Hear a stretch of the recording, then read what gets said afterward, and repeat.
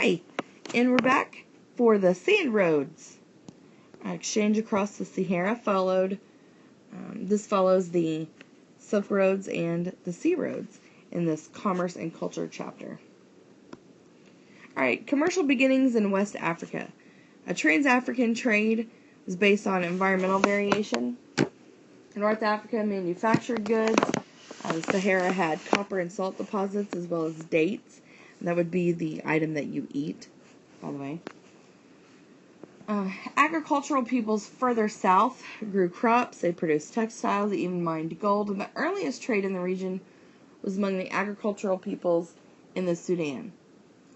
Here we see the emergence of urban clusters in the early century CE, and the most famous was Jene in Niger Valley civilization. A lot of resources spell it with the silent D at the beginning. Jene, and so I added that in here, but your book does use the spelling with just the J, and I thought I'd include both of those in here. So environmental variation around the Sahara.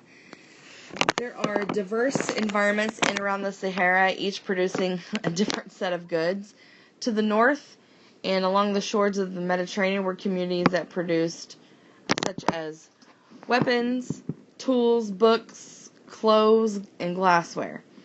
The Sahara had deposits of copper and salt, as well as the oases with date palms. Now, to the immediate south in the savanna grasslands, there were millet and sorghum farmers. Those are the millet's kind of like a grain. And further south in the forest, we see the root and tree crops such as yam and kola nuts. Now, the Sudanic West African trade in the urban centers. They're Arab travelers. They knew the land south of the Sahara as the Sudan, or land of the blacks. But there were older trade networks amongst the people of West Africa, and there were a number of urban centers along the Niger River that were key hubs of trade. Now, the introduction of the camel in the early century CE was a major turning point. A camel can go approximately 10 days without water. That is amazing. And that made crossing the Sahara Desert possible. Couldn't have done it without the camel. And so this regular trans-Sahara trade commerce, was established by 300-400 CE. And many merchants wanted that West African gold, as well as the ivory, kola nuts, slaves, salt. Those camel caravans carrying the gold and salt really changed the course of trade in Africa. And there were massive caravans of hundreds of people and thousands of camels that brought salt and other goods from the north across the dangerous Sahara in exchange for gold and other goods from the south. And soon many of those Arab merchants would bring the news of the Islamic revelations to West Africa. Now, the Sahara is a major international trade route.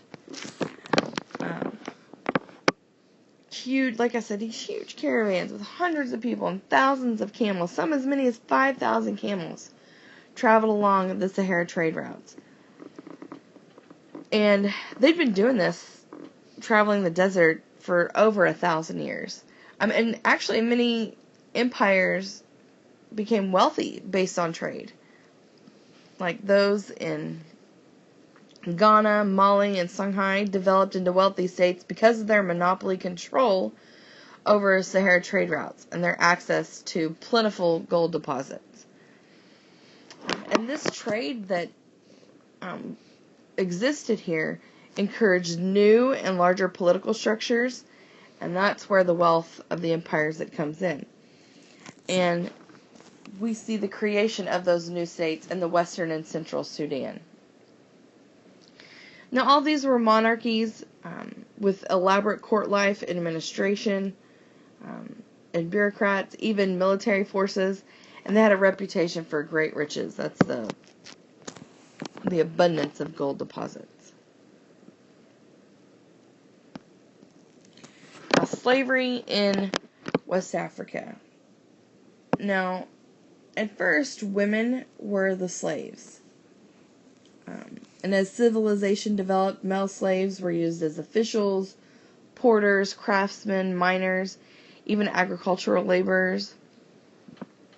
And most of the slaves were from the raided societies that were further south. About 5,500 slaves per year traveled across the Sahara during this 300-year period. And we see the development of the substantial urban and commercial centers like Komumbai, Salah, Janneh, and Timbuktu, and some even became manufacturing centers. And Islam was established in all of these towns. Now, let's go back up here with slavery in West Africa. And we'll talk about women as the first slaves, women in the workforce. While men generally enjoyed positions of patriarchal power, many of the first slaves, women became those slaves. There were some women that played important roles in court and as agricultural laborers, and even the makers of crafts and goods like pottery. And then you see the development of those male slaves. Now, slave trading, just like other parts of the world, there were various forms of slavery, and slaves were generally taken from stateless societies. That's important to know. It wasn't just from societies further south, but stateless societies.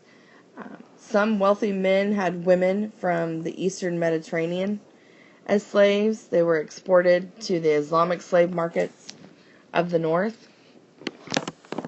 And these urban or commercial centers were rather cosmopolitan type cities, especially for this point in time, because the wealth of those West African cities made them the centers of trade and manufacturing for the surrounding area. And that also included culture and education and religion. And so this gives you an idea of the trade routes that are here in blue across the Sahara. Right? To some of those coastal cities, right? And you see Janneh right there. There's Niani, that's one of our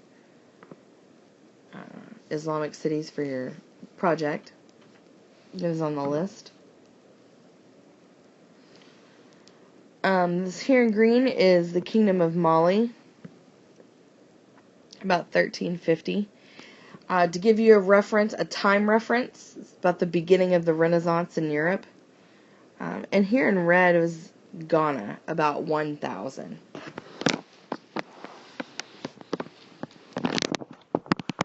You see the Niger River.